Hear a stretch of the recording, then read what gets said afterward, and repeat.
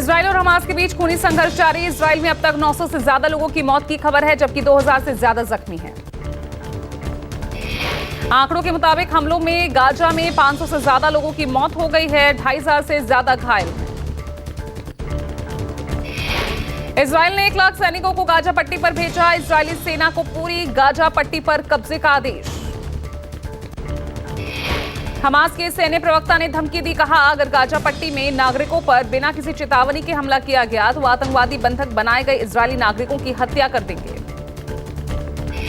समाचार agency AP के report के मुताबिक इजरायली फोर्स ने एक कृषक कम्युनिटी पर पड़े 100 शव बरामद किए हैं।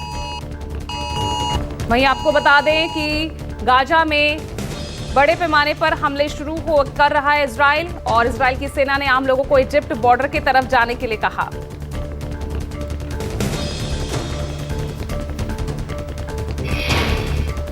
इजराइल सेना के प्रवक्ता ने कहा गाजा के नागरिक और आम लोग भागकर इजिप्ट की तरफ चले जाएं। इजिप्ट के सफा यहां पर राफा का बॉर्डर चेक पॉइंट खुला है और हो सके तो निकल जाएं। इजराइल फिलिस्तीन युद्ध के बीच इजरायली प्रधानमंत्री नेतन्याहू का बड़ा बयान। नेतन्याहू ने कहा पश्चिम एशिया का नक्शा बदल जाएगा। नेतन्याहू ने कहा हमास खौफनाक अंजाम भुगतेगा। हमने अभी शुरुआत की है, हम पर युद्ध थोपा गया, अब हम युद्ध को खत्म करेंगे। हमास के 1700 ठिकाने तबाह, 704 की मौत। गाजा पट्टी पर 3 दिनों से 3 और से ही इजरायली एक्शन जारी है। इजराइल के रक्षा मंत्री ने गाजा पट्टी की पूर्ण घेराबंदी के आदेश दिए हैं। वहीं बिजली, भोजन, पानी सहित जरूरी सप्लाई बंद कर दिए गए हैं। इजराइल ने 3 लाख सैनिक तैनात किए। गाजा पट्टी के पश्चिमी हिस्से में एक आवासीय इमारत पर इजरायली हवाई हमले में 2 स्थानीय पत्रकार मारे गए, 1 अन्य घायल हुआ। हमास ने इजराइल की अकदम कादिरोव मस्जिद पर हमला किया। इजराइल की सबसे बड़ी मस्जिदों में से एक इस मस्जिद को चेचेनिया की मदद से बनाया गया था। बदले में इजराइल ने हमास के 130 ठिकानों पर बमबारी की। हमास ने गाजा से बीर शेबा पर रॉकेट दागे। इजराइल ने फिलिस्तीन और हमास से किसी भी समझौते और बातचीत से इनकार किया। इजराइल के विदेश मंत्रालय ने कहा हम अपने खिलाफ किए गए आतंकी युद्ध को अंजाम तक ले जाएंगे। इजराइल के पूर्व पीएम नफ्ताली बेनेट ने हमास के बंधक बने एक परिवार की दास्तां साझा की। बेनेट के मुताबिक 5 सदस्यों के परिवार को हमास आतंकियों ने बंधक बनाकर बेरहमी से हत्या कर दी। कोलंबिया में इजरायली दूतावास की दीवारों पर लिखे गए फिलिस्तीन समर्थक नारे। इजरायली दूत ने साझा की तस्वीरें।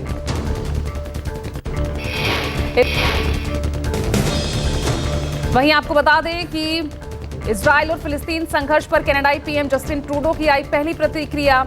हमास के हमले को बताया आतंकी हमला। तुर्की के राष्ट्रपति एर्दोगन ने गाजा पर जारी इजरायली हमले को लेकर चेतावनी दी। कहा गाजावासियों पर अंधाधुंध बमबारी से पश्चिम एशिया में और बढ़ेगी अशांति। यूएन चीफ एंटोनियो गुटेरेस ने गाजा की पूर्ण घेराबंदी के ऐलान पर चिंता जाहिर की है। हमास हमले की निंदा के बीच बंधकों को सकुशल छोड़ने की अपील। इजराइल फिलिस्तीन युद्ध के बीच पूर्व अमेरिकी राष्ट्रपति ट्रंप का बयान। कहा मैं राष्ट्रपति होता तो ऐसा नहीं होता। शोपियां एनकाउंटर में सुरक्षा बलों को बड़ी कामयाबी। लश्कर के 2 आतंकी ढेर, आतंकियों से गोला बारूद बरामद। पुलिस के मुताबिक मारे गए आतंकियों में अबरार नाम का आतंकी कश्मीरी पंडित दिवंगत संजय शर्मा की हत्या में शामिल था। आम आदमी पार्टी विधायक अमानतुल्लाह खान के घर प्रवर्तन निदेशालय की रेड। मनी लॉन्ड्रिंग केस में ईडी के अधिकारियों ने ओखला में छापेमारी की। दिल्ली के भ्रष्टाचार निरोधक ब्यूरो की एक एफआईआर के आधार पर अमानतुल्लाह खान के घर छापेमारी की गई। अमानतुल्लाह खान के वक्फ बोर्ड घोटाले का आरोप है। पिछले साल एंटी करप्शन ब्यूरो ने अमानत से जुड़े 5 ठिकानों पर रेड की थी। रेड में 12 लाख रुपए कैश, एक बिना लाइसेंसी बरेटा पिस्टल और 2 अलग अलग बोर के कारतूस बरामद हुए थे। अमानतुल्लाह के घर ईडी की रेड पर संजय राउत ने बीजेपी पर निशाना साधा। कहा विपक्ष के प्रमुख नेताओं पर 2024 तक छापेमारी जारी रहेगी। संजय राउत ने कहा महाराष्ट्र में 10 से 12 लोगों के नामों की लिस्ट ईडी के पास है। ईडी के पास अजित पवार का केस था, एकनाथ शिंदे पर ईडी का केस था, कई नेता जेल जाने वाले थे। क्या ईडी उनके पास जा रही है? हमने 10 या 12 लोगों का लिस्ट विद एविडेंस दिया है ईडी के पास। अजित पवार का केस था ईडी का, एकनाथ शिंदे का केस था ईडी का, और कितने नाम मैं गिनूँ? अब हसन मुश्रिफ तो जेल जाने वाले थे और अभी भी जा सकते हैं। क्या ईडी उनके पास पहुंच रही है अभी? आज कोर्ट में संजय सिंह को पेश करेगी ईडी। संजय सिंह की ईडी रिमांड खत्म हो रही है। दोपहर के बाद राउज एवेन्यू कोर्ट में संजय सिंह को पेश किया जाएगा। 5 दिनों के रिमांड में ईडी ने संजय सिंह का कई लोगों से आमना सामना करवाया। 2 करोड़ रुपए को लेकर मिडिलमैन दिनेश अरोड़ा, सर्वेश मिश्रा, विवेक त्यागी से आमना सामना कराकर सवाल जवाब पूछे गए। दिल्ली शराब घोटाले को लेकर आज एक बार फिर संजय सिंह का रिमांड मांग सकती है ईडी। 4 अक्टूबर को ईडी ने संजय सिंह को गिरफ्तार किया था।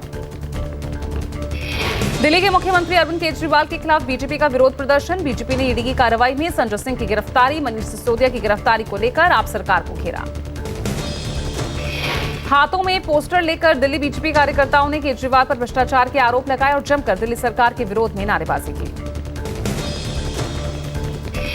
चुनाव का ऐलान होने के बाद सभी चुनावी राज्यों में बीजेपी कांग्रेस ने कमर कसी। आज तेलंगाना दौरे पर अमित शाह। बीजेपी के अधिकारियों के साथ अमित शाह बैठक करेंगे। शाम को सिकंदराबाद के इंपीरियल गार्डन में बुद्धिजीवियों के एक सम्मेलन को भी करेंगे संबोधित। तेलंगाना विधानसभा चुनाव को लेकर एआईएमआईएम प्रमुख ओवैसी ने कहा, तेलंगाना में केसीआर दोबारा बनेंगे मुख्यमंत्री।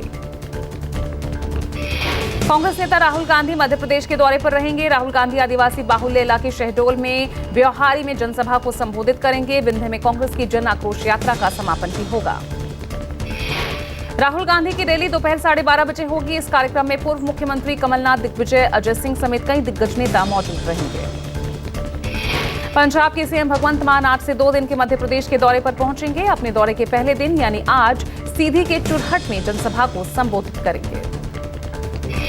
भगवंत मान रीवा में मेगा रोड शो करेंगे और इसके अलावा 11 अक्टूबर को भगवंत मान सिरमौर और मऊगंज में रोड शो और जनसभाओं में हिस्सा लेंगे।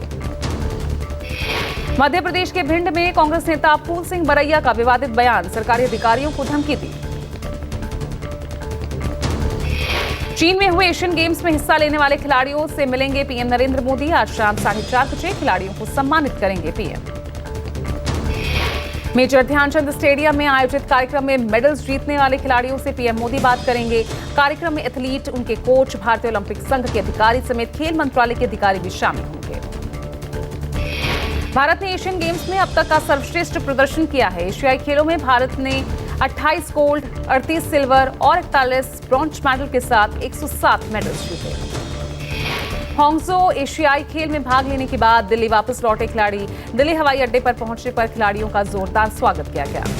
कारगिल में आया एवलांच के चपेट में सेना के जवान फंसे। बर्फीले तूफान में एक सैनिक की मौत हो गई है। 3 लापता, एक सैनिक शहीद हुआ है। लापता सैनिकों की तलाश में सेना का सर्च ऑपरेशन जारी है। एवलांच के दौरान सेना के 40 से 50 जवान कारगिल जंस्कर हाईवे के पास माउंट कुन में युद्ध अभ्यास कर रहे थे और रूटीन ट्रेनिंग के दौरान ये एवलांच आया।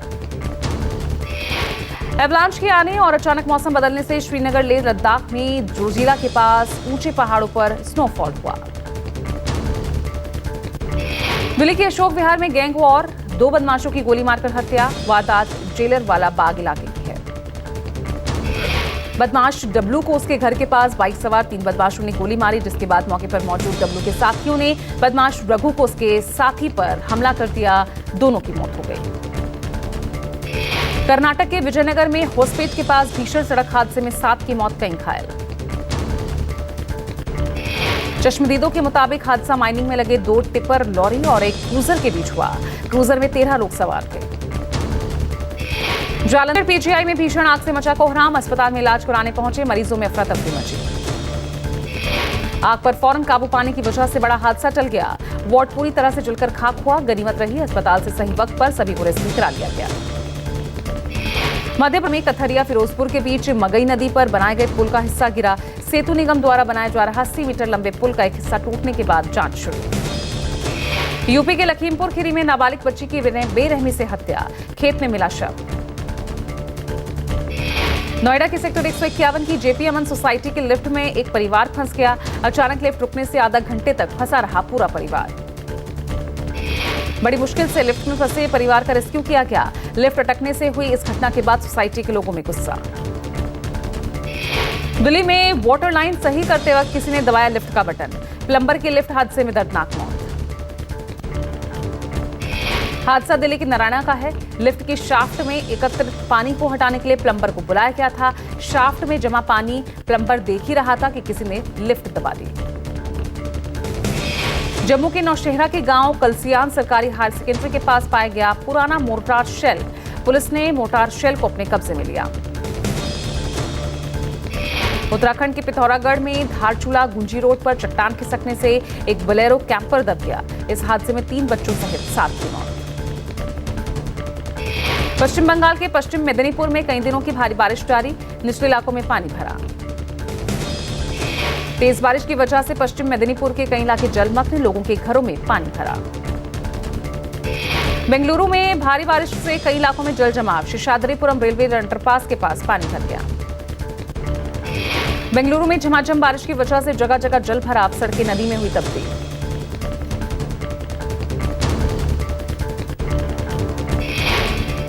राम मंदिर की नई तस्वीर सामने आई। मंदिर का भव्य सिंह द्वार, नृत्य मंडप और फर्श पर नक्काशी का कार्य जारी। नवरात्रि में कड़ी सुरक्षा के बीच दिल्ली के कालकाजी मंदिर में मां के दर्शन करेंगे श्रद्धालु। 600 जवान तैनात रहेंगे।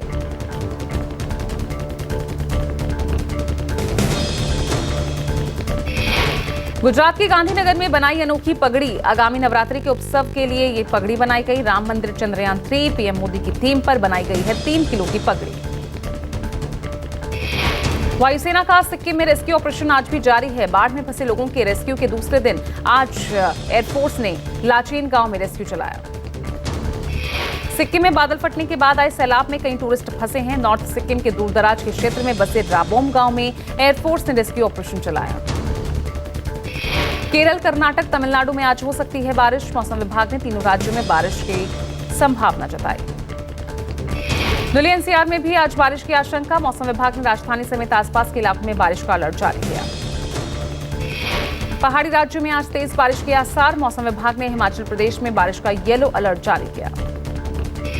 मौसम विभाग के मुताबिक दक्षिण पश्चिम मानसून की वापसी के लिए परिस्थितियां अनुकूल, लेकिन पूर्वोत्तर भारत में अगले 2 दिन तक बारिश होने की संभावना। समाजवादी पार्टी के संस्थापक मुलायम सिंह यादव की पहली पुण्यतिथि पर अखिलेश यादव ने दी श्रद्धांजलि। सैफई में मुलायम सिंह की समाधि पर श्रद्धा सुमन अर्पित किए। यूपी में क्राइम कंट्रोल करने के लिए लगाए जाएंगे 22,000 सीसीटीवीज। 18 शहरों पर पुलिस की रहेगी पैनी नजर। बिहार के मुख्यमंत्री नीतीश कुमार ने पटना में भीम संसद जागृति रथ को दिखाई हरी झंडी। रथ यात्रा के जरिए जनता को संविधान बचाओ, आरक्षण बचाओ, देश बचाओ का संदेश दिया। कनाडा में आतंकी हरदीप सिंह निज्जर की हत्या पर चीनी ब्लॉगर का बड़ा खुलासा। भारत कनाडा रिश्तों को खराब करने के लिए चीनी एजेंट्स ने यह हत्या की। इजराइल में मारे गए नेपाली नागरिकों को लेकर आज नेपाल में राष्ट्रीय शोक। हमास आतंकियों के हमले में नेपाल के 10 छात्रों की मौत हुई। इजराइल पर हुए हमले और उसके परिणाम को लेकर यूरोपीय यूनियन की आज अहम बैठक। ब्रुसेल्स में ईयू की विदेश मामलों की समिति करेगी चर्चा। ईरान और इराक ने मुस्लिम देशों के संगठन ओआईसी की आपात बैठक बुलाने की मांग की है। इजराइल फिलिस्तीन। साल 2023 का अर्थशास्त्र का नोबेल पुरस्कार क्लाउडिया गोल्डन को दिया गया। क्लाउडिया हार्वर्ड यूनिवर्सिटी में प्रोफेसर है। स्टार ओपनर शुभमन गिल अफगानिस्तान के खिलाफ 11 अक्टूबर को होने वाले वर्ल्ड कप मैच में नहीं खेल पाएंगे। बीसीसीआई ने जानकारी दी।